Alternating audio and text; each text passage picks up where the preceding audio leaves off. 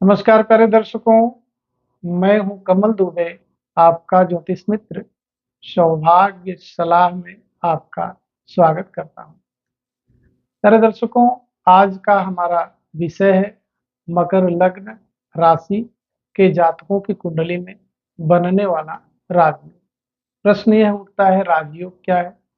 राजयोग का अर्थ यह है कि ऐसा व्यक्ति जो राजा के समान जीवन को जिए, जिसके जीवन में संघर्ष कम हो और सफलताएं अधिक हो, तो ऐसा समझा जाएगा कि ऐसा व्यक्ति राजयोग में जन्म लिया है। मकर लग्न या मकर राशि के जातक इस राजयोग को कैसे देखें, इसकी चर्चा करते हैं।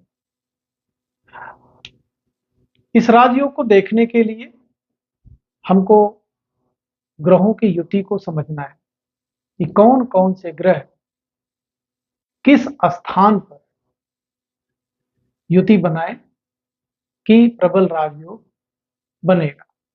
तो सबसे पहले इस लग्न, इस राशि में जो सबसे महत्वपूर्ण ग्रह है वह है शनिदेव। यदि शनिदेव लग्न में ही आकर के विराजमान हो जाए तो पहला राजयोग बनता है, जिसको हम लोग पंच महापुरुष के राजयोगों में से एक राजयोग समझते हैं, जिसको कहते हैं सस नामक राजयोग। ऐसा व्यक्ति लोगों का चहेता होता है। जिस क्षेत्र में जाता है, जिस स्थान पर जाता है, लोग उसका सम्मान भरपूर करते हैं। अगर विशेष लोगों की कुंडली में समझा जाए कि कौन ऐसे महापुरुष थे, तो नाम आता है अटल जी।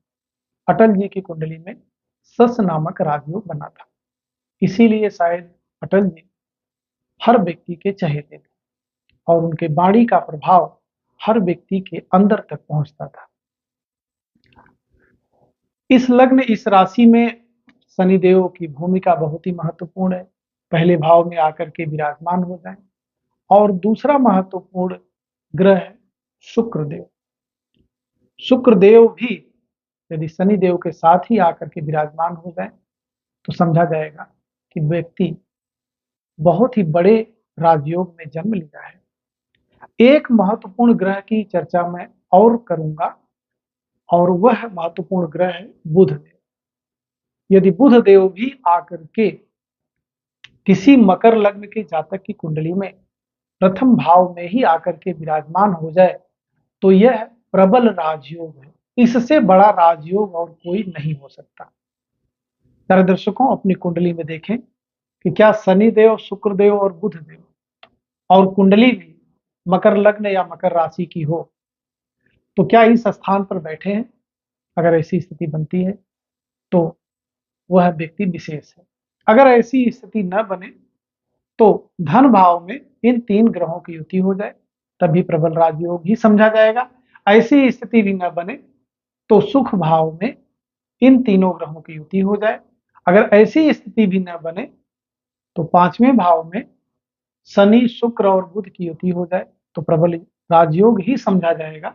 ऐसी स्थिति भी न बने तो सातवें भाव में शनि, शुक्र और बुध की युति हो जाए तब भी इसको प्रबल राजयोग ही समझा जाएगा। यह स्थिति भी न बने तो भाग्य भाव में शनि, शुक्र और बुध की युति हो जाए तो इसको प्रबल राजयोग का ही दर्जा प्राप्त है। यह स्थिति भी न बने तो कर्म भाव में शनि, शुक्र और बुध की युति हो जाए तो इसको प्रबल राजयोग कहा जाएगा। बल्कि प्रबल से भी प्रबल राजयोग इसलिए कहा जाएगा कि यहाँ सस और मालव्य दोनों राजयोग बनते हैं। सस राजयोग इसलिए बना क्योंकि शनि अपने उच्च राशि में आकर के विराजमान हो गए, और मालव्य राजयोग इसलिए बना क्योंकि शुक्रदेव स्वगृही होकर के 10वें भाव में आकर के विराजमान हो गए। तो पंच महापुरुष के दो राजयोग बने और साथ में शनि, शुक्र और बुध की युति से जो प्रबल राजयोग की मैं चर्चा कर रहा हूं वह बना है। तो ऐसा व्यक्ति इस संसार का अति महत्वपूर्ण व्यक्ति है। और अंतिम स्थिति बनती है शनिदेव, शुक्रदेव और बुध देव आकर के 11वें भाव में विराजमान हो जाए तो प्रबल राजयोग में ऐसा व्यक्ति जन्म लिया है। इस राजयोग को और मजबूत करने के लिए आपको कुछ रत्न भी धारण करना चाहिए। यदि पुरुष जातक हैं तो वह दाहिने हाथ की मध्यमा उंगली में 6.25 रत्ती का नीलम धारण करें, दाहिने हाथ की तर्जनी उंगली में 7.25 रत्ती का ओपल धारण करें और दाहिने हाथ की छोटी उंगली में वह 5.25 रत्ती का पन्ना धारण करते हैं, तो इस राजयोग का जो सबसे अधिक लाभ है वह उन जातकों को जरूर प्राप्त होगा। और यदि महिला जातक हैं तो वह इन सभी रत्नों को बाएं हाथ में धारण करें। इन ग्रहों को मजबूत करने के लिए शनिदेव, शुक्रदेव और बुधदेव के मंत्रों का जप भी नियमित प्रतिदिन करना चाहिए, जिससे इस राजयोग का फल आपको जल्दी से जल्दी प्राप्त हो। प्यारे दर्शकों, फिर एक महत्वपूर्ण विषय पर आपसे चर्चा करेंगे। आप सभी दर्शक हमसे जुड़े, आप सभी का बहुत बहुत धन्यवाद।